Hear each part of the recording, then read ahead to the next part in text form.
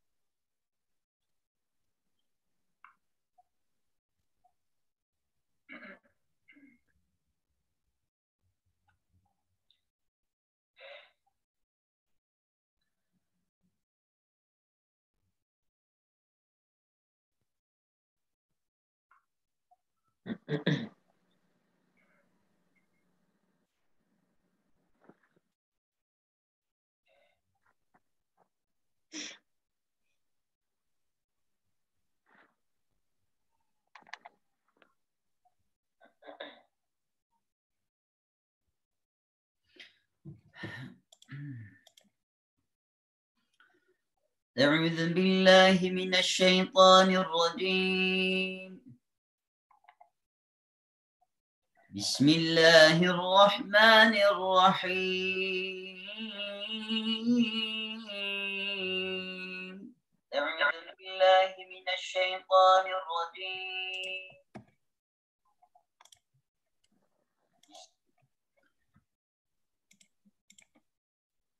ألف لام را تلك آيات الكتاب المبين.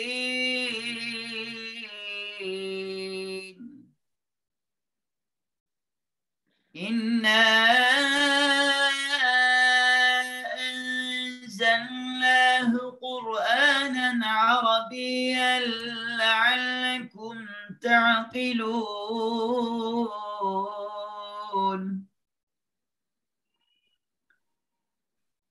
نحن نقص عليك أحسن القصص بما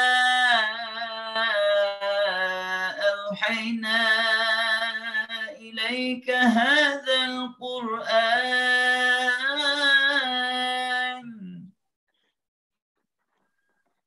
وإن كنت من قبله لمن الغافلين.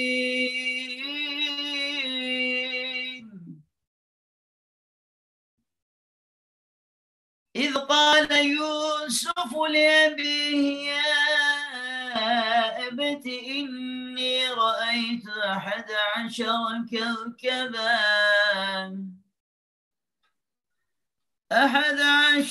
كوكبا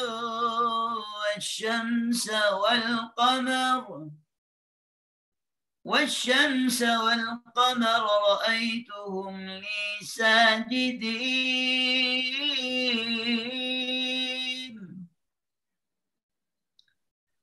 قال يا بني لا تقصص رؤياك على إخوتك فيكيدوا لك كيدا إن الشيطان للإنسان عدو مبين. صدق الله العظيم. سبحان ربك رب العزة عما يصفون وسلام على المرسلين والحمد لله رب العالمين. الفاتحة.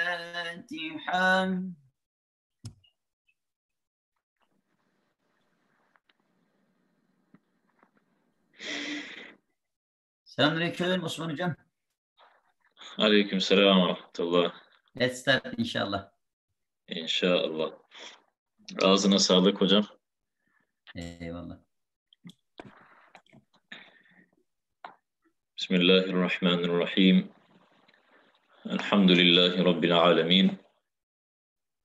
Vessalatu vesselamu ala seyyidina ve habibina Muhammed ve ala alihi ve sahbihi ve cemi'il enbiyai vel muselin. Subhaneke la ilme lana illa ma allamtana. İnneke entel alimul hakim. Allahümme allimna ma yenfa'una. وانفعنا بما علمتنا وزدنا علما آمين يا رب العالمين. Assalamu alaikum wa rahmatullahi wa barakatuhu to all my respected viewers. Inshallah, everyone is in a rich state of health, in a rich state of well-being. Yes, we are a couple of days away from Ramadan. I'm sure everyone is feeling the weight of Ramadan in their hearts. It's exciting, alhamdulillah. We have emphasized in the past weeks that it's going to be a very different Ramadan, but at the end of the day, it's Ramadan.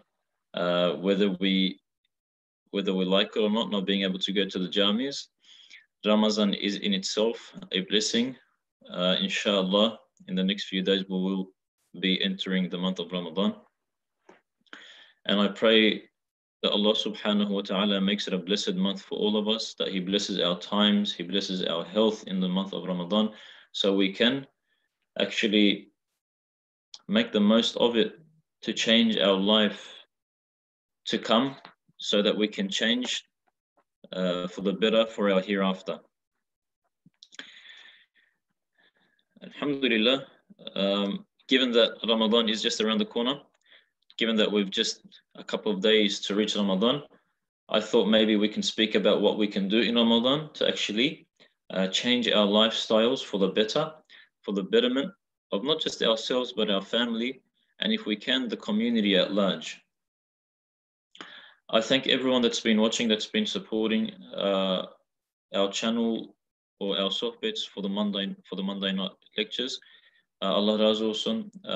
It does get a bit sad that we can't come face to face. I know I mention this all the time, but wallah, that's really what's at the bottom of my heart, not being able to see the brothers over here that we used to on a weekly basis. But alhamdulillah, we can still get the sohbets going, which is what we were after. Now I'd like to start off with a question. If someone that was very dear to you gave you a call one day and said, I'm going to send you someone. I'm going to send you a guest. Please take extra care of him or her. Please take extra care of him. And in Turkish, we say, hizmette kusur etme, which means don't fall short of any good towards your guest. So if I was to send one of my closest friends a guest that was going to stay over his house for a couple of nights, or let's say for a week, I would expect my friend to have that guest and to accommodate that guest in the best of manners. Now, I'm sure anyone and everyone who has that feeling of giving to their guest knows what I'm talking about. And where I'm trying to get to is, when Allah Ta'ala sends the month of Ramadan to you and me as a guest for a month, when Allah Ta'ala sends the month of Ramadan to you and me, how are we treating the month of Ramadan? How are we greeting the month of Ramadan? You know, they say there's greeting and then there's treating. Greeting is one, treating is two, because sometimes when you greet a guest or when you greet somebody, it's very good in the first couple of minutes, first couple of hours, but then afterwards, there's that gradual slowing down of affection and emotion and empathy towards the person. Now, the way we should treat Ramadan should stay alive and fertile from the moment we greet it. Now, I'm sure all of you know, whenever the month of Ramadan comes in, we're very happy, we're pumped, you know, we want to do as much worship as we can, we want to stay at the Jami as much as we can, which is amazing. The thing is, the way we greet Ramadan, we should spread that out throughout the whole month. And what I'm trying to say is, however our first day of Ramadan is, we're at the peak, the last day should be the same. Every single night of Ramadan should bear, or we should feel the weight of Ramadan every single night. Sometimes we do get tired, we might slack, we might be a bit reluctant to do certain things, but I'm sure even if you do it at a smaller scale, try to do your best in this month. And like we said, Ramadan, it's a month of blessing. Allah Ta'ala says, شهر رمضان الذي أنزل فيه القرآن. That the Quran was revealed, it was sent down in the month of Ramadan. So the book of life, where we turn to for our answers, the Quran was revealed in this month. Imagine the blessings this month actually has. Now, because given that it's a blessed month, we should know the value of it. If you guys remember, we gave an example in the month of Rajab. In the first week or the second week of Rajab, I said that if I was to give a diamond to somebody, they would know the value of the diamond, and hence they would protect the diamond to the very best of their ability. The same value we give to a diamond, if we give it to the month of Ramadan, trust me, we will be at another level, at a whole different level in our spirituality. We will be at a level where even if we go down 1 centimeter from the blessings, even if we go down 1 centimeter from our spirituality, we would start crying. And this is no joke. But obviously, that's why we said from the very first of Rajab, let's start to make a move. Let's start to make a change for the better from that very first day of the month of Rajab. If we haven't, it's okay. We still have time. Okay. How should we utilize our time? What should we do in the month of Ramadan? Okay. Obviously, our focus is to change our lifestyle, because if we want to do what we want to do in Ramadan and then thereafter continue the way our life was before Ramadan, we've lost already. If we move or if we make changes according to a mindset like this, we have lost from the very beginning. So this Ramadan is actually meant to be a Ramadan where you and I are going to try and change our lives for the better for the rest of our lives. For the rest of our lives. So when the next Ramadan comes in, you might say, well, what are we going to do then? What are we going to do? We're going to put it a step further. And every single Ramadan, we're going to put our spirituality, our Muslim identity a step further, inshallah ta'ala. So what I would like to share with you guys is, before Ramadan comes in, I just want to give certain tips with, I want to share certain tips with you so that we achieve the best of states at the end of Ramadan until the next Ramadan. Now, the first thing is we have to educate and we have to nurture our tongues with the remembrance of Allah Ta'ala. Now, this remembrance of Allah Ta'ala is a very vast terminology. Okay, but in short, we can start off with saying Bismillah. We can start off with the Basmala in every single thing that we do and in every single thing that we say. Basmala it holds the key to all the blessings that is inside what we are trying to do. For example, if I am going to read a certain book, I start with Bismillah. Why? You're starting in the name of Allah. So you can actually attain and you can actually all the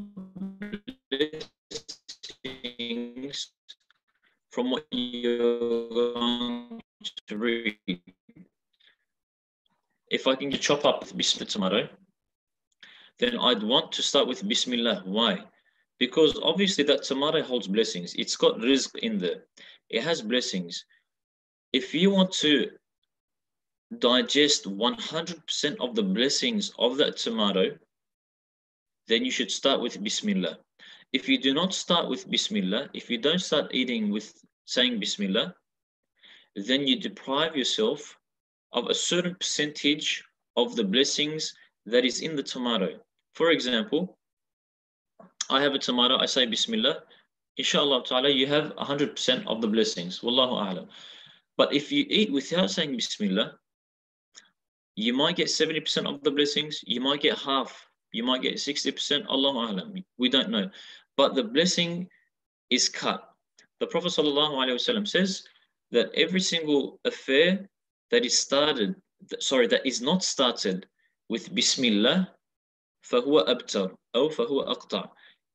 It is cut, meaning the blessings is cut. You will not receive 100% of the blessings that it holds within. And this goes with anything, really. This goes with putting on your clothes, taking off your clothes. This goes with eating, drinking, sitting down, anything and everything that comes to your mind. Try and get used to your tongue saying Bismillah. Try to get your tongue used to saying Bismillah, because Bismillah holds the key to the door of blessings.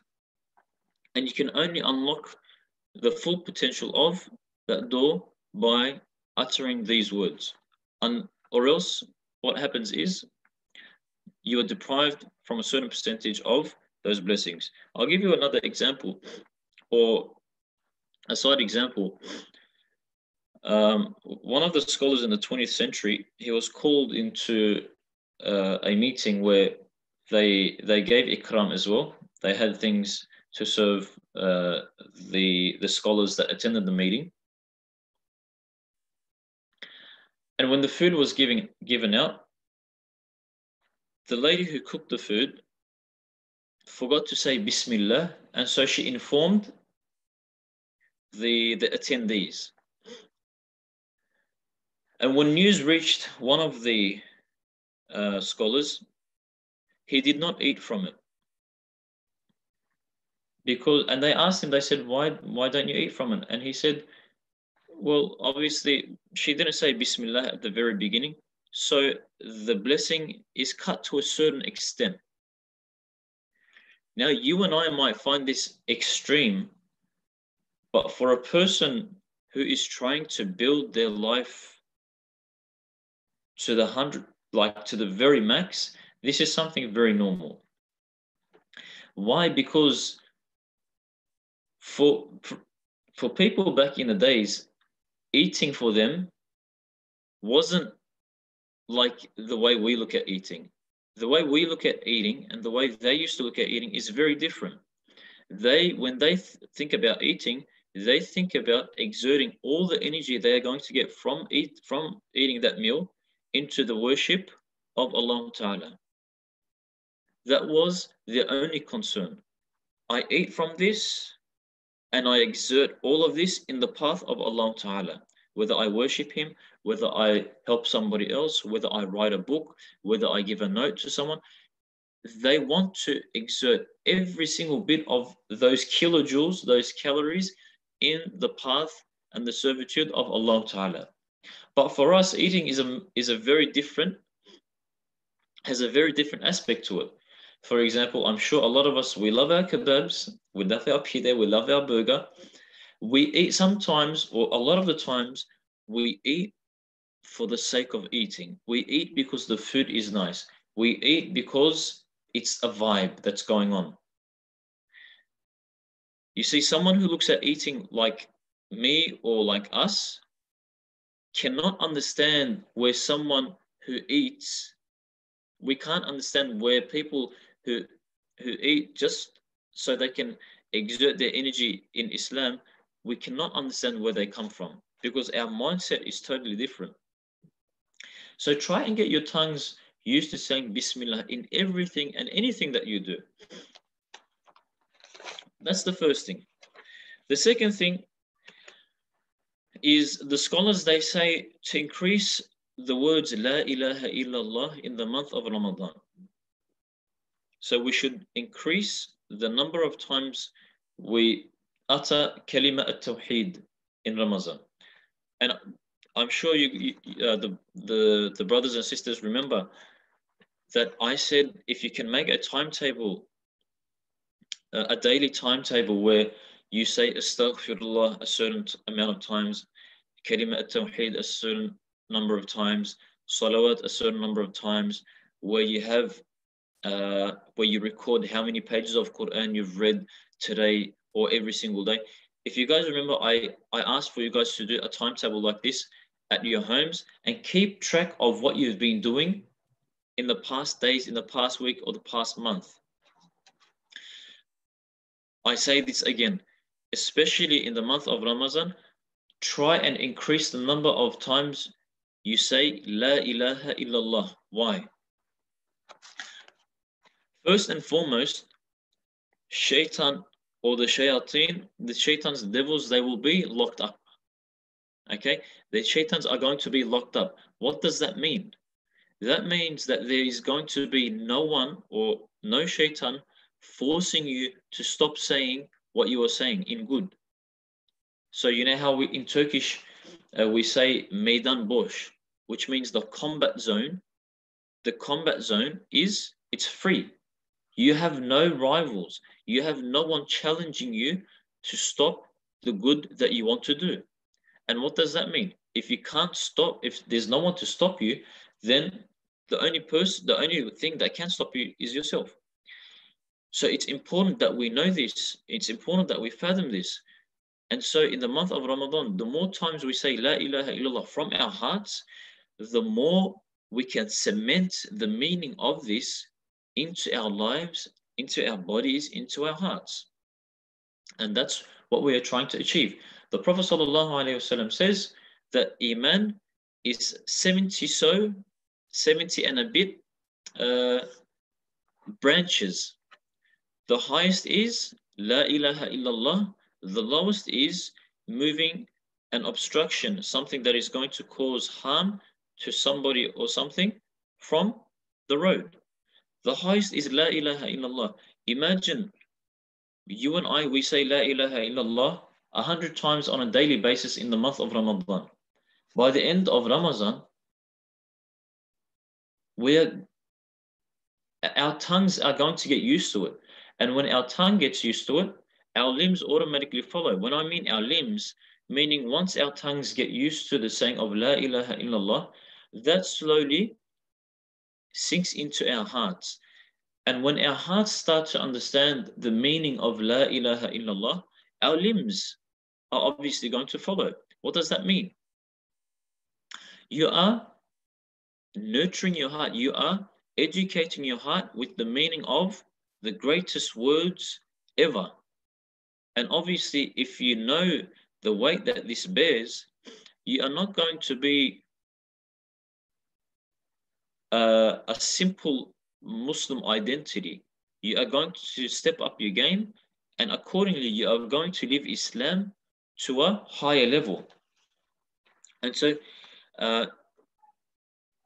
once we get our hearts, or sorry, once we get our tongues used to saying Bismillah, once we start to get our tongues used to saying La ilaha illallah, I'm sure you and I will see the changes in our lives after we get this into a habit.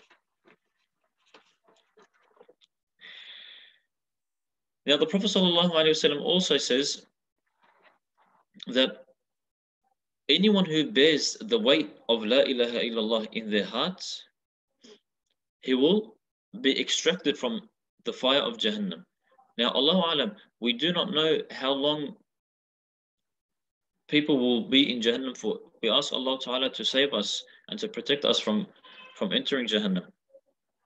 But even those Muslims, those believers who will enter Jahannam because of the wrongdoings they did, as long as they bear the weight of an atom of La ilaha illallah in their heart, they will be extracted, they will be taken out from Jahannam after who knows how many years. But it's just because they have that atom's weight of the meaning of these words that they are taken out. You know, even in our religion, in Islam, when someone is in their deathbed, when someone is living their last moments, it is advised that someone goes next to them, sits beside them, and utter the words La ilaha illallah. We don't force them to say La ilaha illallah. All we do is we get someone to sit beside them, and that person who sits beside them utters the words La ilaha illallah, so that the person living their last moments can remember. And if they can't say it with their tongue, they can try and at least say it inside themselves. This word is so heavy, this word is so important in the religion that even the person who is living their last moments is advised or is tried to utter these words again.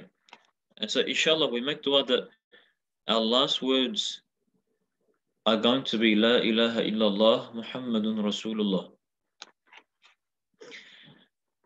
The third is supplication. So we started with Basmala, we continued with the word La ilaha illallah. The third is supplication, dua.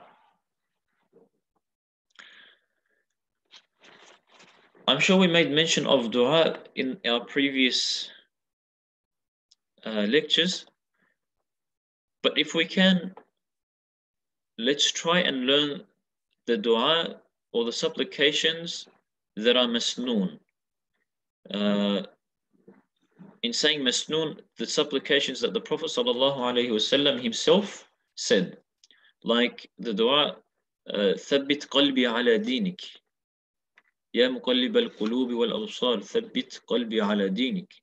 O the one who turns the hearts, make my heart steadfast, keep my heart firm on your religion. The Prophet ﷺ, he makes a dua like this. Imagine, he is the Prophet of Allah, but still he asks Allah to make his heart firm in the religion. Or du'as like Allahumma inna nas'aluka al-huda wa-tuqa wal-afafa wal-ghina. Ya Allah, we ask guidance from you. We ask for chastity. We ask for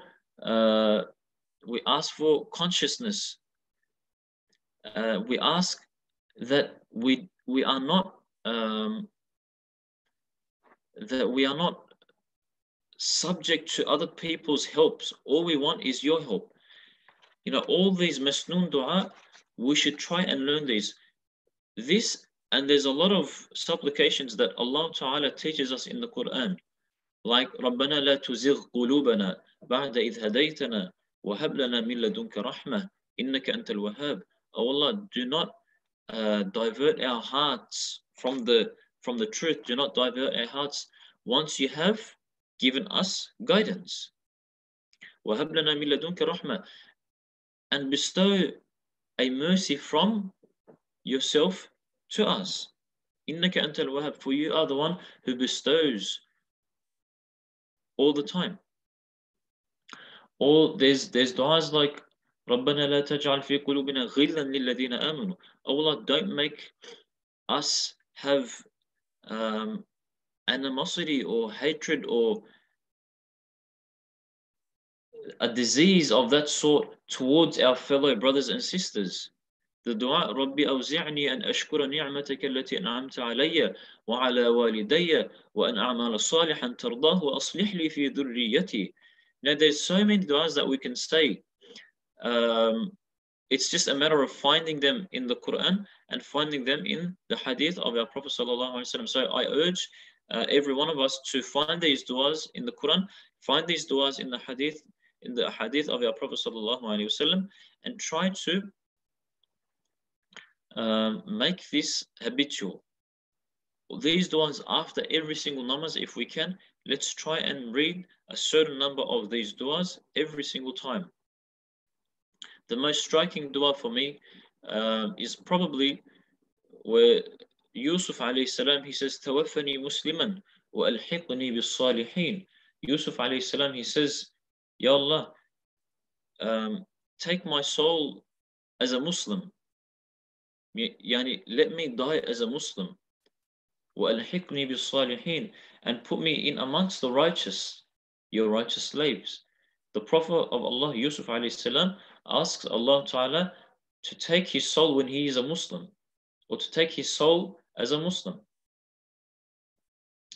You know, the prophets of Allah, they knew the reality of this dunya, they knew the reality of this world, and hence they knew the reality and the importance of their hereafter, which is why they made such amazing du'as.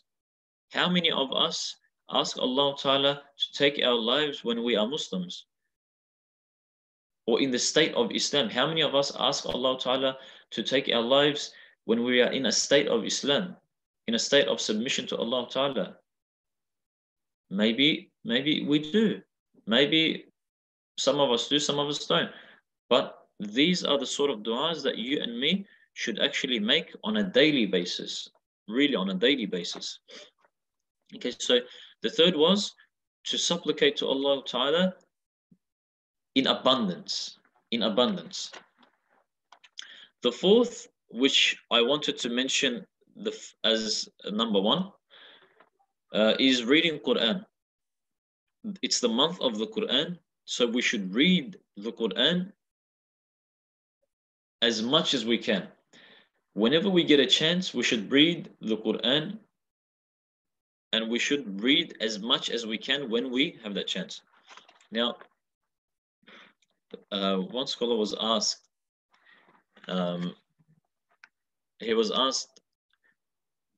yeah, Sheikh, what was the connection between the book of Allah and the previous scholars or the previous people?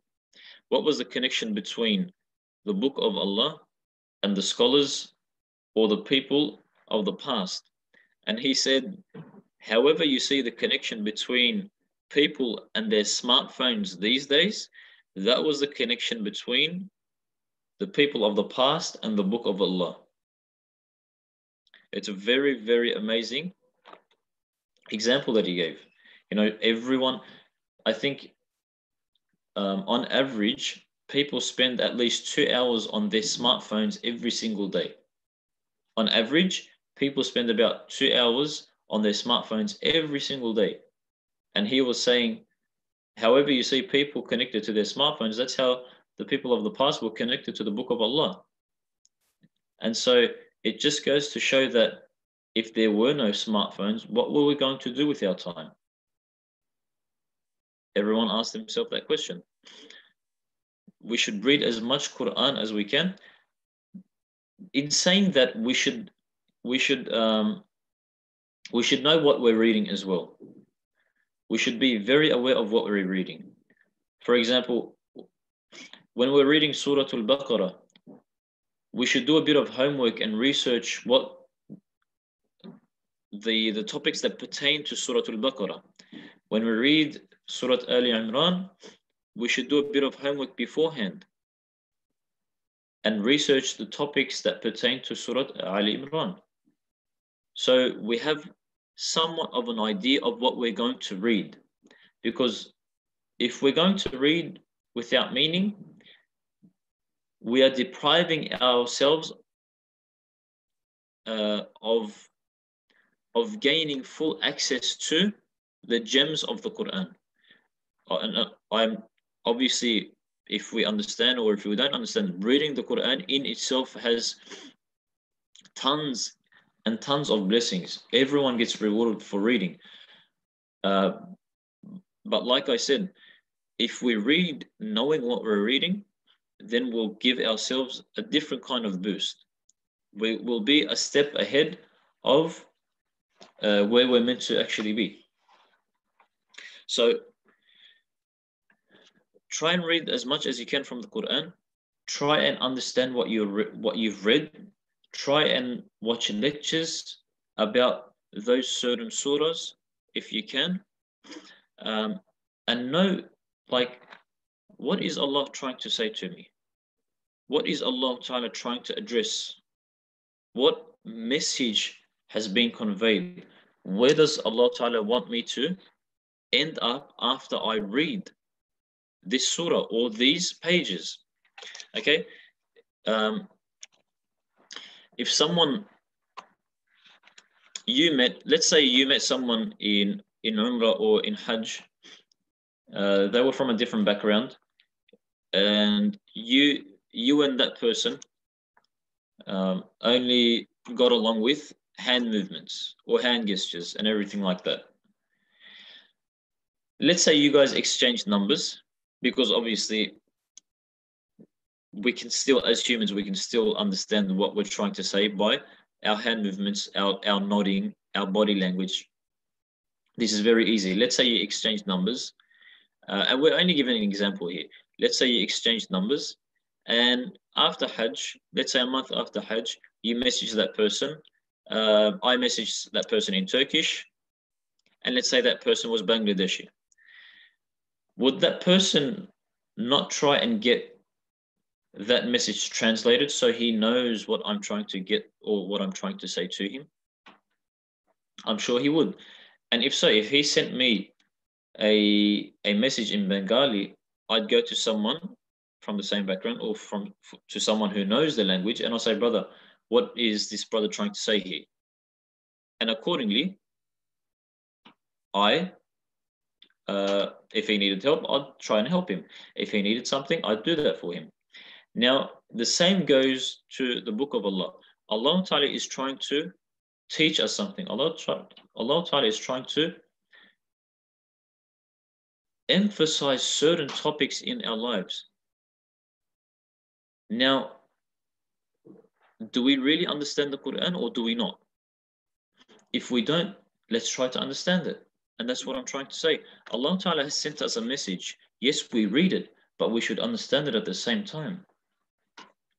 And I had a brother who went to Syria. This was back in, I think it was about 2008 or 2007. He was older than me. And I asked him, I think he was there after a year. I asked him, I said, how is it over there? Like, how is Arabic? He was a Hafiz at the same time. He said, you know what, bro?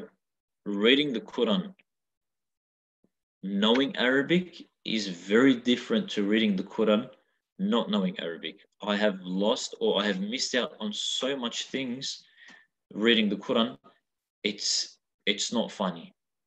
And so even if, like, I'm sure a lot of us don't know Arabic, but there's a lot of videos on the internet by scholars that explain certain verses of the Quran. So we can use that to our advantage. If we can read, we should read. If we don't know how to read, then we should listen. Okay? Especially in a day and age like this, I'm sure we have no excuse not to be able to go through the Quran once, meaning do a hatim once. I'm sure we have no excuse. If you're going to listen to the Quran, make sure you listen to it with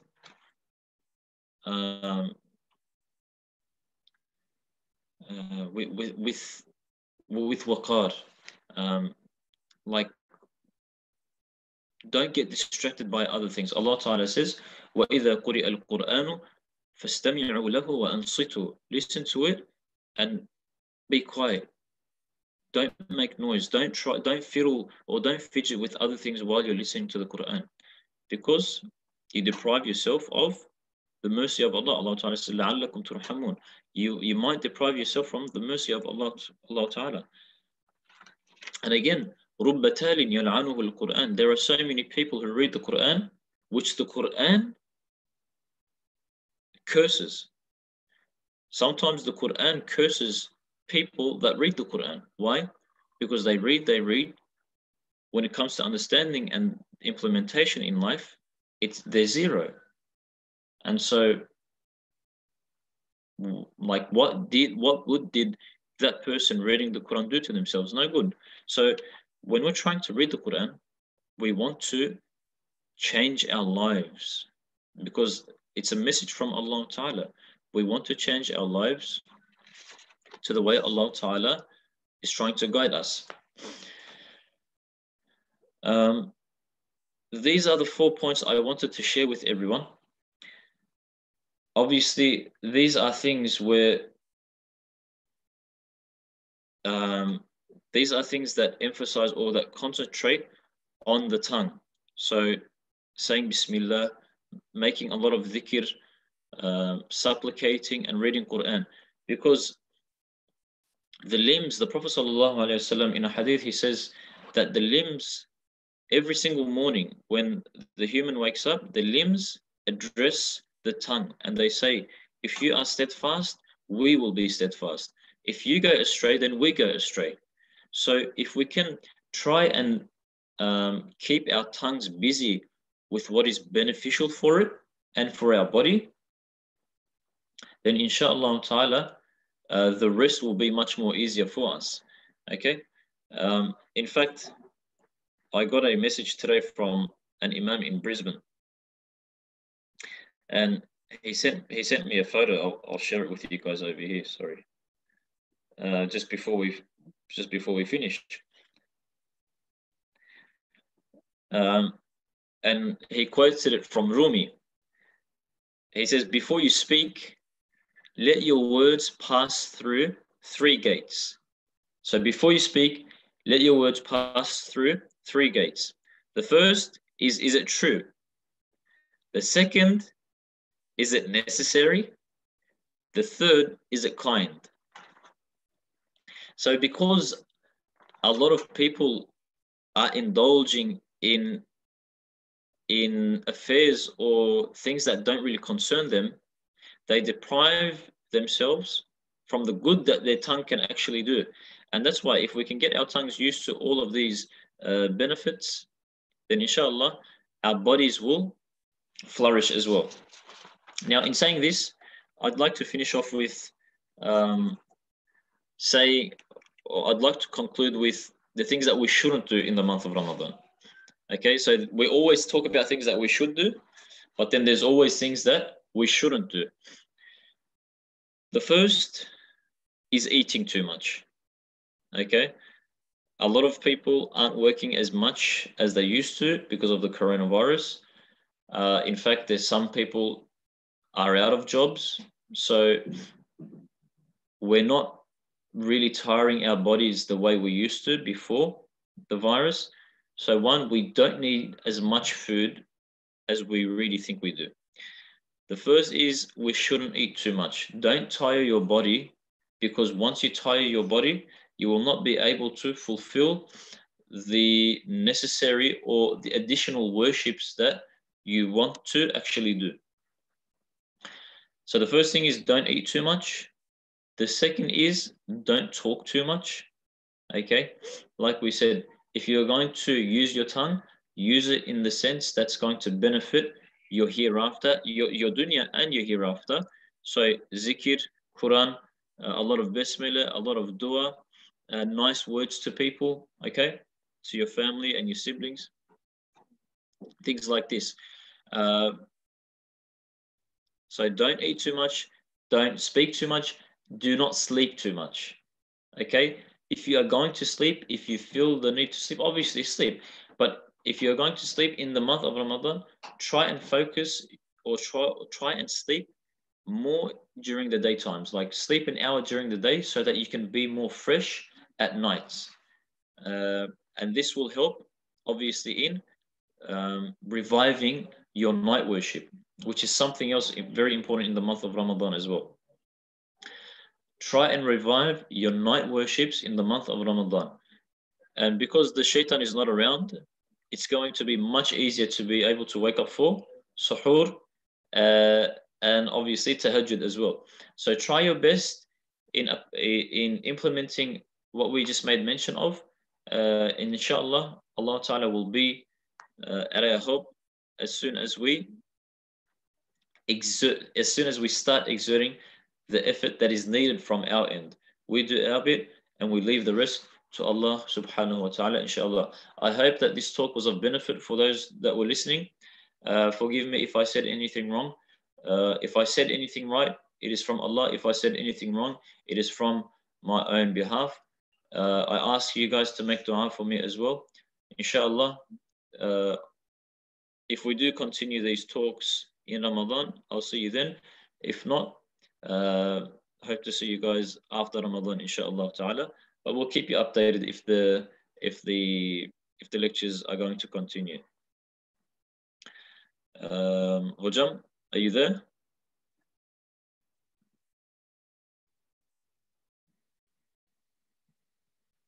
Hocam? Buradayım hocam, buradayım. I am here. Can I finish with the Quran? Tabii ki. أعوذ بالله من الشيطان الرجيم.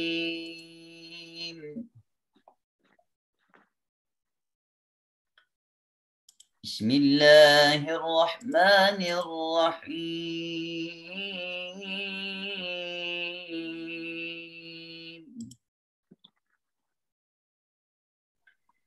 يا أيها الذين آمنوا كتب عليكم الصيام كما كتب على الذين من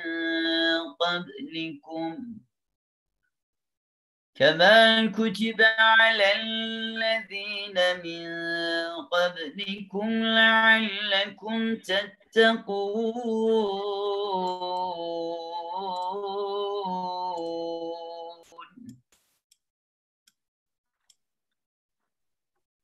أياما معدودات،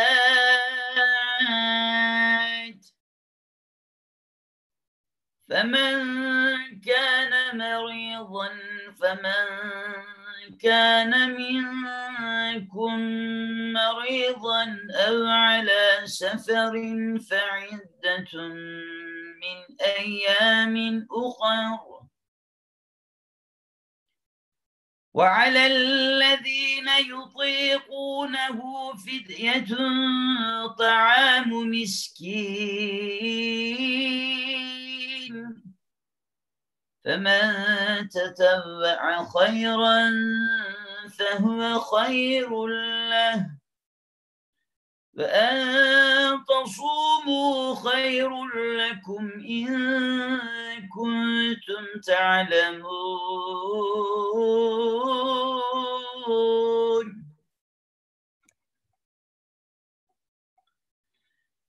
شهر رمضان الذي أنزل فيه القرآن هدى للناس وبينات من الهدى والفرقان،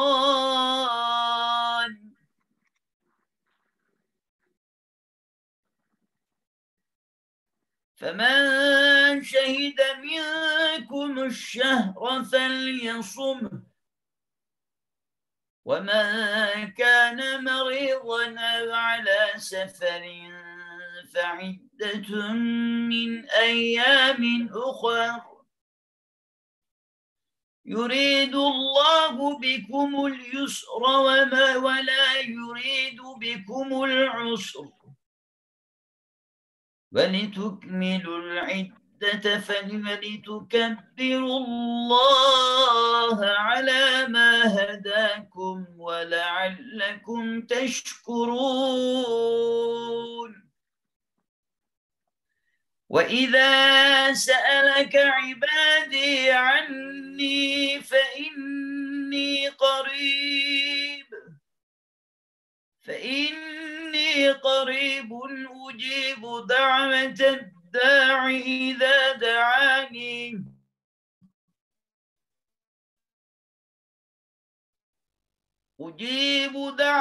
الداع إذا دعاني فليستجيبوا لي وليؤمنوا بي لعلهم يرشدون.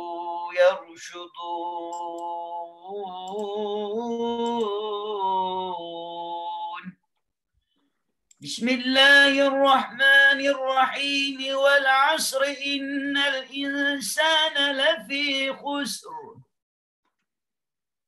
إلا الذين آمنوا وعملوا الصالحات وتواصوا بالحق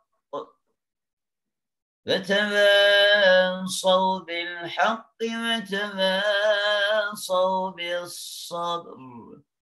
صدق الله العظيم.